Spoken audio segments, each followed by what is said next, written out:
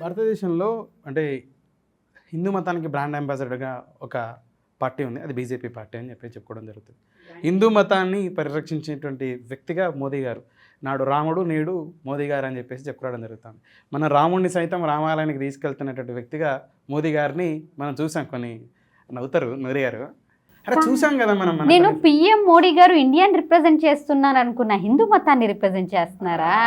చాలా మంది అభిప్రాయంతో ఉన్నారు కదా, కాదంటారా? అదే చెప్తున్నాను, ఆ అభిప్రాయంలో ఉన్నారు, బట్ అదే పొజిషన్ కి కరెక్ట్ చేయట్లేదు. పిఎం అన్నాక he represents entire country, not and కమ్యూనిటీనో ఒక రిలీజియన్నో ఇది రిప్రజెంట్ చేయట్లా. రాముడిని ఆయన తీసుకెళ్ళడం ఏంటండి? మనం మాట్లాడుకుందాం, సరే మనం మాట్లాడదాం, అయోధ్య గురించి రాముడి గురించి మాట్లాడదాం. అందుకంటే ముందుగా ఈ ప్రశ్నని మనం క్లోజ్ చేసుకుందాం. ఈ అంశాన్ని 2014 నుంచి ఇప్పుడు 24లో ఉన్నాం. ఈ 10 సంవత్సరాల కాలంలో ఏదైతే బీఫ్ ఉందో ఎక్స్పోర్ట్ పెరిగిందా? గోమాంసం పెద్ద ఎత్తున అంతకంటే ముందు వధ జరిగిందా లేదా? గోవులు వధ అంతకు ముందు జరిగింది, ఇప్పుడు జరిగింది, ఇప్పుడు జరుగుతుంది. ఎక్స్పోర్ట్ చేస్తుంది మొత్తం హిందూసే. You can check in your Google, everything is there, ట్రాన్స్పరెంట్గా ఉంది. హిందూసే మొత్తం ఎక్స్పోర్ట్ చేస్తున్నారు, అక్కడ కంట్రోల్ చేస్తారు. గోవధ అప్పటికంటే ఇప్పుడు పెరిగిందంటారా తగ్గిందంటారా? అంత నేను పర్సంటేజెస్ చూసుకోవట్లేదండి. పర్సంటేజ్ అక్కర్లేదు, మీరున్న ఎన్విరాన్మెంట్లో మీరు అబ్జర్వ్. నేను చిన్నప్పుడు బక్రీద్ టైమ్స్లో, నార్మల్ టైమ్స్లో ఎలా అయితే ఆవులు, ఇప్పుడు కూడా అంతే ఇస్తున్నారు. దెర్ ఈజ్ నో చేంజ్ కదా. కాంగ్రెస్ గవర్నమెంట్ ఉన్నా బీజేపీ ఉన్నా దెర్ ఈజ్ నో చేంజ్. నాకు తెలిసి ఈక్వల్ గానే ఉంది. గో పరిరక్షణ పెద్ద ఎత్తున చేపడతామని చెప్పేసి అన్నారు, గోవధ జరగట్లేదు అని చెప్పేసి అంటారు. ఎందుకు గో పరిరక్షణ చేస్తున్నారబ్బా? వారాహి దేవుణ్ణి కూడా చెయ్యండి అబ్బా మీరు. గో పరిరక్షణ ఎందుకు? వారాహి కూడా దేవుడే కదా, ఆయనకు కూడా కాపాడండి మీరు. గోమాతని ఎందుకు కాపాడుతున్నారు? మాతే కావాలా, వారాహి దేవుడు వద్దా మరి? సో అప్పుడు ఎలా ఉందో ఇప్పుడు కూడా అంతే. yes, there is no change. ఏం తగ్గలేదు, ఏం తగ్గలేదు. ఇంకా పెరిగింది అంటారా? పెరిగింది నాకు తెలియదు, కానీ అనుకుంటే ఇప్పుడు తెప్పించుకోవాలంటే అప్పుడు ఎలా తెప్పించుకుంటున్నాం, ఇప్పుడు అలా తెప్పించుకుంటున్నాం కాబట్టి నో చేంజ్. అవైలబిలిటీ ఉంది, అప్పట్లో అవైలబిలిటీ ఉంది. 10 ఏళ్ళలో ఏం తగ్గుబాటు జరగలేదు. ఏం జరగల మీ కడపలో అంటే నేను తెప్పించాను కదా, నాకు తెలియదు. మీరు తెప్పించారు కరెక్టే, గ్రౌండ్ లో ఉంటారు కదా. అవైలబిలిటీ ఉంది. ఎప్పటి నుంచి తినట్లేదు నోరి గారు? అదే చెప్పాను కదా, 8th స్టాండర్డ్స్ 9th స్టాండర్డ్స్లో ఉన్నప్పుడు మా నాన్నగారే ఇంకా అది తినడం వల్ల కొంచెం ఎక్కువ లేజీనెస్, డ్రౌజీగా అయిపోతున్నామని చెప్పి తీసుకురావట్లేదు. So health conscious point of view ignore చేయడం జరిగింది మా నాన్నగారు. ఒక మాట ఉంటుందండి, చాలా మంది చెప్పుకొస్తుంటారు, ఇందులో వాస్తవం ఎంత అవాస్తవం ఎంతో నాకు తెలియదు. ఖురాన్ గ్రంథాన్ని మీరు చదివారు కాబట్టి నేను మీ ముందర ఈ ప్రశ్న ఉంచుతాను. గోమాంసం, ఆవు మాంసం తినకపోతే, గోమాంసం తినకపోతే వారు ముస్లిమే కాదు అనేటువంటి ఒక స్టేట్మెంట్ పాస్ చేస్తుంటారు కొంత ముస్లింలు. Absolutely wrong. ఎక్కడ రాసలేదు, ఖురాన్లో చెప్పబడిందని ఎక్కడ రాసలేదు. No no no, it's wrong complete. Bakrid టైంలో మ్యాండటరీగా తినాల్సిందే అని చెప్పి లేదబ్బా, అలాంటి ఏం లేదు. ఇప్పుడు బక్రీద్ టైమ్స్లో ఒకరికొకరు ఇచ్చుకుంటాం కదా, అది మాంసము, మాకు గోమాంసం కూడా వస్తుంది. మా అమ్మ దాన్ని కబాబ్ చేసేస్తుంది ఎండబట్టి, అంతే. అలా ఏం లేదు, అది తినాలి అని పర్టికులర్ ఏం లేదు, ఎండబట్టి కబాబ్ చేసేస్తాం అంతే. గోమాంసం పక్కగా మ్యాండటరీగా తింటేనే ముస్లిం అనేది అయితే లేదు ఖురాన్లో, ఎక్కడా లేదు, నాట్ ఎట్ ఆల్ మెన్షన్. తినే జంతువులు ఇది కూడా ఉంది అంతే. మీరు ఈ అయోధ్య రామ మందిరం మన ప్రతిష్ఠ సందర్భంలో కూడా కొన్ని వ్యాఖ్యలు చేయడం జరిగింది, వాటిపైన కూడా పెద్ద దుమారం జరిగింది. ఎందుకని మందిరం పైన, లేకపోతే అట్లే మీ ముస్లిం మళ్ళీ బ్లాక్ డే అని చెప్పేసి పరిగణించి దాన్ని కూడా మీరు సమర్థించమని చెప్పేసి సమర్థించలే అని చెప్పేసి ఏంటి దానిపైన? నేను అయోధ్య రామ మందిరం రాంగ్ అని ఎప్పుడూ మాట్లాడలేదు. హ్యాపీగా టెంపుల్ కట్టుకున్నారు, దే వాంట్ దట్ ప్లేస్. ఎప్పటి నుంచో మమ్మల్ని మొఘల్స్ ఇచ్చేసి టెంపుల్ ఉన్న చోట మసీద్ కొట్టేశారని చెప్పి 92 నుంచి నడుస్తుంది అన్నమాట ఆ గొడవ. సో 2019లో ఒక ఉనికి వచ్చింది. సో అప్పుడు కూడా నా యూట్యూబ్లో నేను ఒక వీడియో పెట్టున్నాను, అయిపోయింది ఏదో అయిపోయింది, మనం కోర్టు ఇచ్చిన ఆర్డర్కి కట్టుబడి ఉండాలి, ఇంకా గొడవలొద్దు అన్నట్టు ఇచ్చాను. సో నేను అడిగిన పాయింట్స్ ఇవే. అయోధ్య రామ మందిరం కరెక్ట్ మసీద్ ప్లేస్లో ఉందని చెప్పారు, మసీద్ ప్లేస్లో కట్టారా? లేదు. ఆ ప్లేస్ వదిలేసి పక్కకు కట్టారు, ఆ ప్లేస్లో కట్టలేదు. ఇంకోటి ఓపెనింగ్ ఇప్పుడు ఎలక్షన్స్కి ముందు ఇంత హడావిడిగా ఎందుకు జరగాలి? నేను చెప్పడం కాదు, 4-5 పెద్ద పెద్ద గురువులు దాని ఓపెనింగ్కి రాలేదు. ఏం చెప్పింది వాళ్ళు చెప్పిన వాక్యాలు, నా వాక్యాలంటే ఆమె ముస్లిం ఏదో హేటర్ నేను అనుకోవచ్చు, పెద్ద పెద్ద వాళ్ళు చెప్పిన మాటలు. ఇదంతా హేటర్ అనుకోవచ్చా? హేటర్ అని వాళ్ళు చెప్తారు కదా, నన్ను అంటున్నాను. నేను I'm not a hater, I'm not a Hindu hater, I'm only Indian అంతే అబ్బా.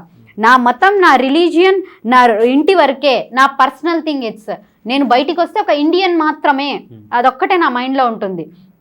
సో పెద్ద పెద్ద వాళ్ళే మోడీ గారు తన రాజకీయ భవిష్యత్తు కోసం ఇది చేస్తున్నారు.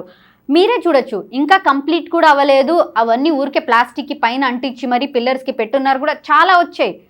అవన్నీ సెల్ఫ్ కోసం చేసుకుంటున్నారండి, దేవుళ్ళని వాడుకుంటున్నారు. రేపు 24 ఎన్నికల కోసం అని చెప్పేసి.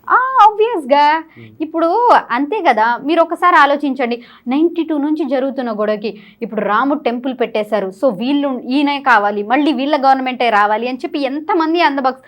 బట్ కొన్ని చోట్ల ఒక videos you can check my insta, కొంతమంది అన్ఎడ్యుకేటెడ్ పీపుల్స్ వాళ్ళ బాధలు వ్యక్తం చేస్తున్నారు. రాముడు టెంపుల్ దగ్గర చుట్టుపక్కల ఉన్న ఇళ్ళు రోడ్స్ కోసం దానికోసం ఓపెనింగ్స్ టైంలో కొట్టించేశారు. ఒక్కడు మాట్లాడలేదు, ఒక నేషనల్ మీడియా దాన్ని చూపించలేదు. రాముడిని పిలుచుకుంటున్నాడు కానీ మాకు ఒక రొట్టె ముక్క లేదు ఇక్కడ, మమ్మల్ని ఎందుకు పట్టించుకోవట్లేదు? దేవుడు గుడి కావాలా బడి కావాలా, ఇవి మనం చాలా చూస్తున్నాము. అఫ్కోర్స్ ఐ సపోర్ట్ బడి. ఇప్పుడు వక్ఫ్ బోర్డ్ సంథింగ్ ఆ రాముడు అయోధ్య కోసం ఇచ్చేసిన ప్లేస్ మాకు ముస్లిమ్స్ కోసం ఇచ్చారు. అక్కడ మసీదు, హాస్పిటల్, మద్రసా ఏదేదో పెట్టాలనుకుంటున్నారు. అదే బెస్ట్ థింగ్.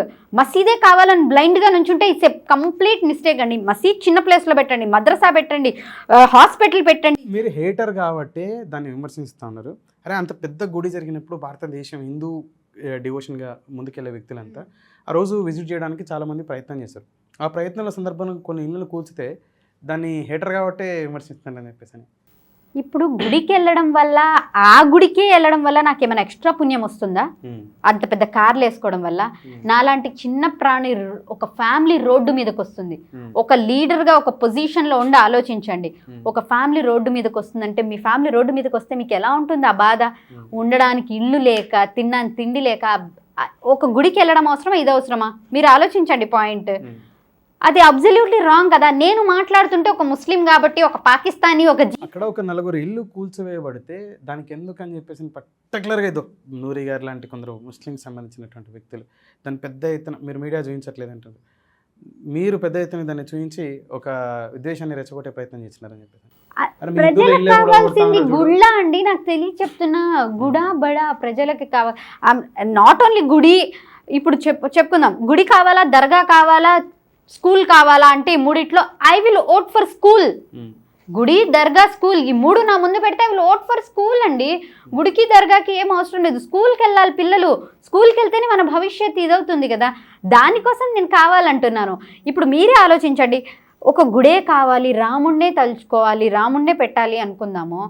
ఇంత క్రోర్స్, సరే ఇది గవర్నమెంట్ డబ్బా అని అడుగుతారు నన్ను మళ్ళీ.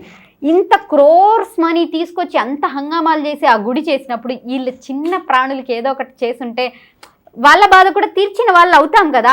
ఇలాంటి చిన్న పాయింట్స్ చూసుకోవచ్చు కదా అంటున్నాను నేను. అంతకు మించి నేను గుడికి వచ్చి మీరు అయోధ్యకి వెళ్ళాలా, అక్కడే రాముడు ఇది ఉంటాడా, ఎక్స్ట్రా పుణ్యం వస్తుందా, ఊర్లో కూడా రామ మందిరం ఉంటుంది, అక్కడికి వెళ్తే ఏమో వద్ది అని చెప్పేసి అనేది అంటూ ఉంటారు. ముస్లింలందరూ కూడా జీవితంలో ఒక్కసారైనా మక్కా వెళ్ళాలని చెప్పేసి అనుకుంటారు. మరి మక్కాకు ప్రత్యేకంగా ఎందుకు పోవాలని చెప్పేసి ఒకటి నేను చెప్పిన, అయోధ్యకి వెళ్ళాలా, అంత పెద్ద గుడి అన్నాను నేను. కాశీ ఎక్స్ట్రా పుణ్యం వస్తుందని పదం కూడా వాడారు. కాశీ వేరు కదా. ఇప్పుడు కాశీని నేను ఇప్పుడు రాముడి దగ్గరకు అక్కడికి వెళ్తే ఇది రాదు, మనం కాశీకి వెళ్తే పుణ్యం వస్తుంది అంటారు. దాన్ని నేను విమర్శించట్లేదు. ఇప్పుడు కాశీకి వెళ్తే మీరు కాశీ నమ్ముతారు, మేము మక్కా నమ్ముతాము. ఆ రెండు వేరండి. ఇది జస్ట్ రాముడు ఉన్న ఒక గుడి. ఇప్పుడు కడపలో కూడా 1100 సంవత్సరాల నుంచి ఉన్న గుళ్ళు ఉన్నాయి. అలాంటివి అన్నీ ఉన్నాయి కదా. దానికి అంత హంగామా చేసి లైఫ్ లేకుండా, ఇల్లు లేకుండా వీళ్ళకి ఎందుకు చేయడం? అదొకటి. ఎలక్షన్స్కి ముందు ఈ ఎక్స్పోజింగ్ ఎందుకు? ఇంత హంగామా ఎక్స్పోజింగ్ చేయడం ఎందుకు? ఎలక్షన్స్ అయ్యాక చేస్తే మీకు ఓట్లు పడవానా?